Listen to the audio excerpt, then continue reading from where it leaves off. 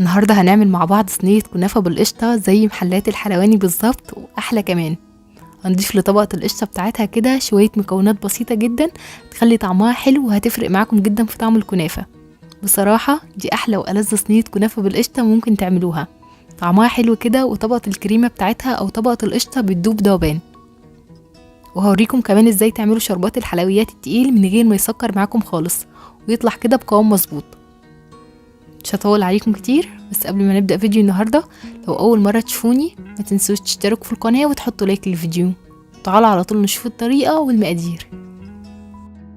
هنبدأ أول حاجة نجهز شربات الكنافة، لأن الكنافة بتحتاج شربات تقيل وبارد. نجهز كسرولة وبنحط فيها كوبايتين من السكر، وبنحط عليها كمان كوباية من المية، وهحط عليهم كمان معلقة كبيرة مليانة كويس جدا من عسل الجلوكوز أو معلقتين كبار، ولو مش موجود عندنا عسل جلوكوز نقدر نستخدم عسل نحل. باخد بقى الخليط ده وبرفعه على النار، وأول ما يبدأ بالغليان كده بديله عصير نص ليمونة. هنسيبه على النار لمدة 3 دقايق بس، وبعدين هنطفي عليه النار وهنديله الفانيليا بتاعته، وهنسيبه بقى لحد ما يبرد خالص. عايزه اقول لكم كمان ان عسل الجلوكوز هتلاقوه متوفر في كل مكان، هتلاقوه في محلات العطاره، في اي سوبر ماركت هتلاقوه متوفر جدا دلوقتي. تعالوا بقى عشان نجهز الكنافه بتاعتنا. معايا نص كيلو من الكنافه. بعد ما بنجيبه كده بنحطه في الفريزر وبنسيبه لحد ما يتلج خالص او لحد ما يتجمد خالص، وبعد ما بنطلعه على طول بنبدا نفركه بايدينا ناعم بالشكل ده، من غير بقى ما نحتاج لا كبه ولا خلاط ولا اي حاجه، هنلاقيه اتفرك معانا بسهوله جدا. ولو قابلنا كده اي قطع ناشفه مش عارفين نفركها بايدينا، القطعه دي لازم تتشال لان هي هتبوظ الكنافه بتاعتنا. بعد كده هضيف عليها كوبايه سمنه سايحه، ويفضل كمان ان انتي تستخدمي سمنه بلدي، هتفرق معاكم جدا في طعم الكنافه. هضيف كده السمنه شويه بشويه وهبدا اقلب الكنافه كويس جدا مع السمنه. عايزين كل مكان في الكنافه يوصل له سمنه. هقلبها كويس جدا كده، وبعدين هبدا اضيف باقي كميه السمنه. هنضيف السمنه بتاعتنا وهنقلب كويس جدا. بالنسبه كمان لحجم الكوبايه اللي انا استخدمت كوبايه بحجم 200 مللي، يعني زي مج الشاي كده. حاولوا كمان ما تكتروش السمنه عن كده، يعني كل نص كيلو كنافه بياخد كوبايه سمنه واحده. بعد ما بقلب الكنافه كويس جدا مع السمنه بضيف عليها 3 معالق كبيره من السكر البودره، ولو مش موجود عندنا سكر بودره نقدر نستخدم سكر حبيبات، بس نستخدم سكر تكون حبيباته ناعمه شويه. السكر طبعا هيتكرمل وهيدي للكنافه لون حلو جدا، وكمان بيظبط الطعم بتاعها. هنضيف بقى السكر وهنقلب كويس جدا كده من تحت لفوق لحد ما كل مكان في الكنافه برضو يوصل له سكر. كده خلاص الكنافه بتاعتنا بقت جاهزه. هنجهز بقى صينيه مقاس 26 او 28 او 30. الصينيه بتاعتنا هتكون مدهونه كويس جدا بالسمنه، وهبدا اقسم الكنافه بتاعتي على 2. هنحط اول نص كده في الصينيه وهنوزعه كويس جدا، وهنضغط عليها بكف ايدينا كويس جدا كده عشان تتسوى كلها في الصينيه كويس، وكمان يطلع شكلها مظبوط. ونحاول كمان كده نعمل الصينيه بتاعتنا جوانب عشان لما نحط طبقه القشطه ما تطلعش بره الكنافه وتتحرق. بعد ما بنسوي الصينيه بتاعتنا هنغطيها وهنسيبها على جنب، وهنبدا نجهز طبقه القشطه. هنجهز حله وهنحط فيها 3 كوبايات من الحليب،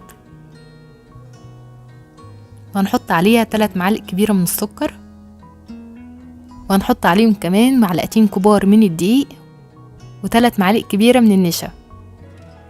هنقلب بقى كل المكونات دي مع بعض كويس جدا كده على البارد لحد ما يختلطوا مع بعض كويس. بعد كده باخد الخليط ده برفعه على نار متوسطه وبقلبه كده تقليب مستمر، مش بنشيل ايدينا منه خالص، هنفضل نقلبه كده تقليب مستمر. هنلاقي بقى الخليط بتاعنا ده بدأ يتقل كده وبدأ يغلي، واول ما يطلع فقاقيع هوا كده يبقى هو كده خلاص استوى. شايفين القوام بتاعه بيبقى عامل ازاي؟ دلوقتي بقى هضيف له كده شويه حاجات بسيطه هتعزز من الطعم بتاعه، وهتخلي طبقه الكريمه بتاعتنا او طبقه القشطه بتاعتنا طعمها حلو جدا. هنضيف 3 معالق كبيره من الكريم شانتيه. الكريم شانتيه اللي احنا بنضيفه ده هيفرق معاكم جدا في الطعم. هنضيف الكريم شانتيه كده وهنقلب كويس جدا. النار بتاعتنا كمان هتكون شغاله على درجه حراره هاديه. بعد كده هضيف له 4 معالق كبيره من القشطه، قشطه معلبه، قشطه من وش اللبن، اي قشطه استخدموها هتبقى حلوه جدا. هضيف القشطه وهقلب كويس جدا كده. احنا شغالين برضو على درجه حراره هاديه. عايزه اقول لكم بقى ان الكريم شانتيه والقشطه اللي احنا بنضيفهم لطبقه الكريمه دي بتغير طعمها وبتخلي طعمها حلو جدا. حابين بقى تضيفوا اي منكهات تانية، تضيفوا مثلا فانيليا او ميه زهر هتبقى حلوه، بس انا مش هضيف اي حاجه وهكتفي بالحاجات اللي انا ضفتها دي. هنقلب كويس جدا وبعدين هنطفي عليها النار وهناخدها نحطها فوق طبقه الكنافه وهي لسه سخنه كده. هنوزع بقى طبقه الكريمه اللي احنا عملناها دي فوق الكنافه كويس جدا، وهنسيبها لحد ما تبرد شويه. هنسيبها كده لمده 5 دقايق او 10 دقايق لحد ما تبرد شويه ولحد ما تتماسك. وبعد ما نتأكد ان هي بردت شوية كده او عملت طبقة قشر من على الوش، بنبدأ نحط فوق منها طبقة الكنافة التانية. نوزع بقى الكنافة بتاعتنا كويس جدا كده، واضغطوا عليها بقى براحتكم، يعني ما تخافوش ان طبقة القشطة تطلع بره، لا اضغطوا عليها براحتكم.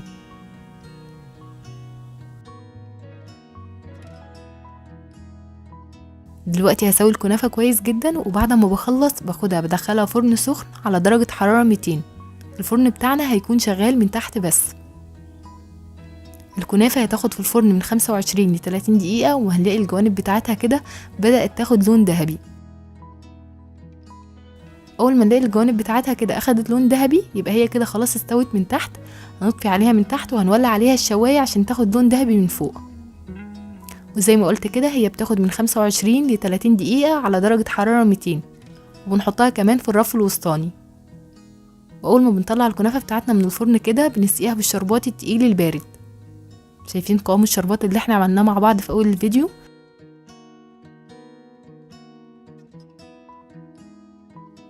والكنافة بتاعتنا سخنة لسه خارجة من الفرن حالا، بنسقيها بقى بالشربات التقيل البارد. هنسقيها كده من الناحية اللي فوق، وهنستنى عليها دقيقتين كده لحد ما تتشرب الشربات، وبعدين هنقلبها على الناحية التانية.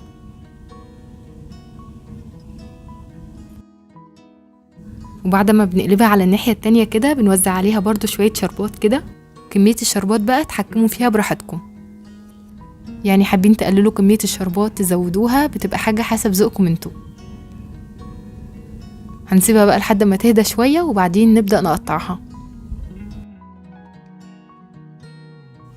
تعالوا بقى نقطع الكنافة القمر بتاعتنا دي ونطلع قطعة ونشوفها هي عاملة ازاي.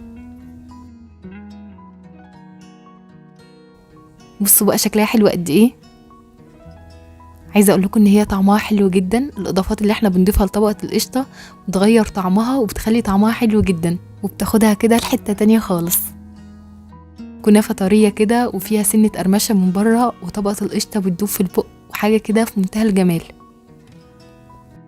جربوها بنفس الطريقه دي وبنفس المكونات، وانا متاكده ان هي هتعجبكم جدا.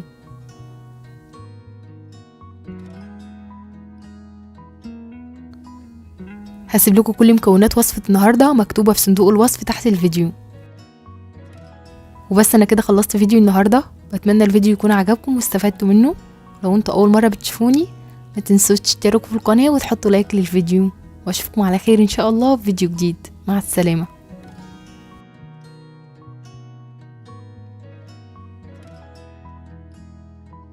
النهاردة هنعمل مع بعض صينية كنافة بالقشطة زي محلات الحلواني بالظبط وأحلى كمان. هنضيف لطبقة القشطة بتاعتها كده شوية مكونات بسيطة جدا تخلي طعمها حلو، وهتفرق معاكم جدا في طعم الكنافة. بصراحة دي أحلى وألذ صينية كنافة بالقشطة ممكن تعملوها. طعمها حلو كده، وطبقة الكريمة بتاعتها أو طبقة القشطة بتدوب ذوبان. وهوريكم كمان ازاي تعملوا شربات الحلويات التقيل من غير ما يسكر معاكم خالص. مش هطول عليكم كتير، بس قبل ما نبدأ فيديو النهاردة لو أول مرة تشوفوني ما تنسوش تشتركوا في القناة وتحطوا لايك للفيديو. تعالوا على طول نشوفوا الطريقة والمقادير. اول حاجه هنبدا بيها هي الشربات، لان الكنافه بتحتاج شربات يكون تقيل وبارد. هنحتاج 1.5 كوبايه سكر، وهنزود عليهم كوبايه ميه، وهزود عليهم كمان معلقه كبيره تكون مليانه كويس جدا من عسل الجلوكوز. ولو مش متوفر عندنا عسل الجلوكوز نقدر نستخدم عسل النحل، هنضيف 3 معالق كبيره من عسل النحل. هناخد بقى الخليط بتاعنا ده بدون اي تقليب خالص، هنرفعه على نار متوسطه، واول ما يبدا في الغليان بنديله عصير نص ليمونه، وهنسيبه على النار لمدة 7 دقايق كمان. بعد كده بنطفي النار وبنديله نص معلقة صغيرة من الفانيليا أو ظرف فانيليا. تعالوا بقى دلوقتي عشان نعمل طبقة الكريمة أو طبقة القشطة اللي هنحشي بيها الكنافة. هنحتاج 3 كوبايات حليب، والحليب يكون بحرارة الغرفة، يعني ما يكونش حليب ساخن. هنزود عليهم 3 معالق كبيرة من السكر، السكر طبعا نسبي، يعني نقدر نزود او نقلل الكمية عن كده. هضيف على المكونات دي كمان 4 معالق كبيرة مليانة كويس جدا من النشا، وهزود كمان معلقتين كبار دقيق.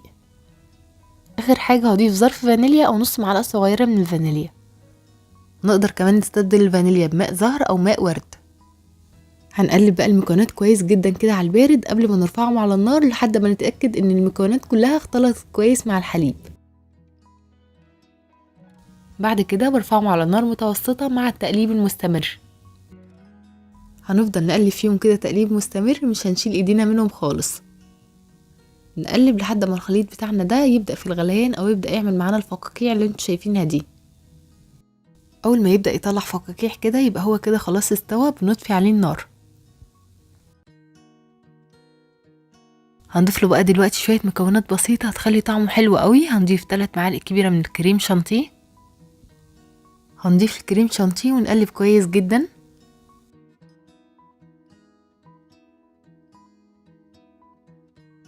تاني مكون معانا هي القشطة. هنضيف 4 معالق كبيرة من القشطة.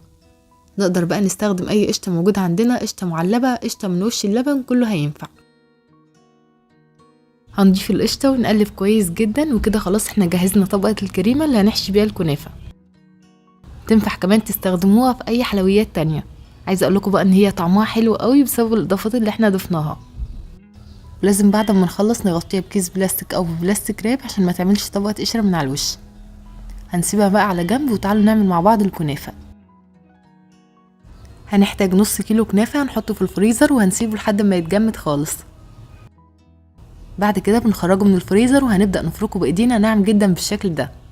هنلاقي بقى الكنافه اتفرمت معانا بسرعه جدا من غير ما نحتاج لكبه او لخلاط. دلوقتي انا فرمتها ناعم جدا. شايفين القوام بتاعها عامل ازاي؟ عايزين نوصل للقوام ده. لو قابلنا كمان اي كتل كده مش عارفين نفرمها لازم نشيلها عشان ما تبوظش شكل الكنافه. بعد ما فرمنا الكنافه ناعم هنبدا بقى نضيف عليها 3 معالق كبيره من السكر البودره. هنضيف السكر ونقلب كويس. ولو مش متوفر كمان عندنا سكر بودره هنستخدم سكر عادي جدا. هنضيف معلقتين كبار او 3 معالق كبيره من السكر العادي. طبعا السكر لسه هيتكرمل مع الكنافه وهيدي لها لون حلو قوي. نقلب السكر كويس وبعدين نبدأ نضيف السمنة. هنحتاج نص كوباية سمنة سايحة. هنضيف السمنة كده على مراحل ونبدأ نقلب كويس. عايزين كل مكان في الكنافة يوصل له سمنة. طبعا السمنة هي اللي بتدي للكنافة الطعم الحلو، فلازم نستخدم سمنة يكون نوعها كويس. نضيف بقى السمنة كلها كده ونبدأ نقلب الكنافة كويس جدا بالشكل ده لحد ما نتأكد كده ان كل مكان في الكنافة وصل له سمنة.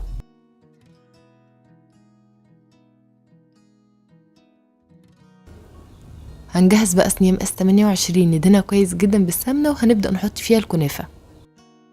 هنقسم بقى الكنافه على 2، نحط النص الاول كده في الصينيه ونضغط عليها كويس جدا بكف ايدينا.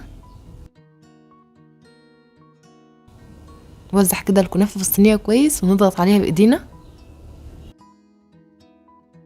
نحاول كمان نعمل لها جوانب كده لفوق عشان لما نحط طبقه القشطه ما تطلعش معانا بره الكنافه وتتحرق. اهم حاجه بقى نضغط على الكنافه كويس جدا بكف ايدينا ونسويها كويس جدا كده عشان الكنافه بتاعتنا تطلع معانا مظبوطه ويطلع كمان شكلها حلو. وبعد ما بنخلص بقى بنجيب طبقه القشطه اللي احنا عملناها وبنحطها كده على الكنافه ونحاول نوزعها كويس.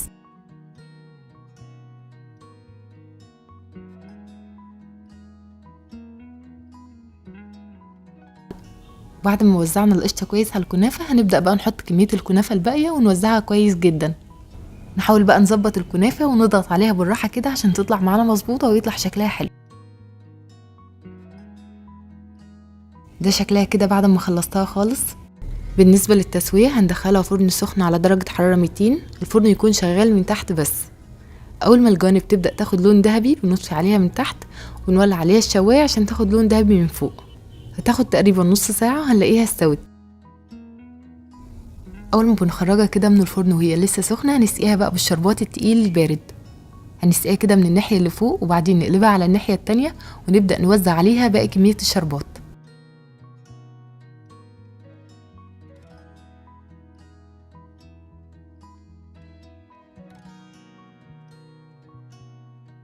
هنسيبها بقى لحد ما تهدى شويه وبعدين نبدا نقطعها. تعالوا بقى نقطع الكنافة القمر بتاعتنا دي ونطلع قطعة ونشوفها هي عاملة ازاي. بصوا بقى شكلها حلو قد ايه. عايزه اقول لكم ان هي طعمها حلو جدا، الاضافات اللي احنا بنضيفها لطبقه القشطه بتغير طعمها وبتخلي طعمها حلو جدا وبتاخدها كده لحته تانية خالص. كنافه طريه كده وفيها سنه قرمشه من بره وطبقه القشطه بتدوب في البق وحاجه كده في منتهى الجمال. جربوها بنفس الطريقه كده وانا متاكده ان هي هتعجبكم. هسيب لكم كمان كل المكونات مكتوبه في صندوق الوصف.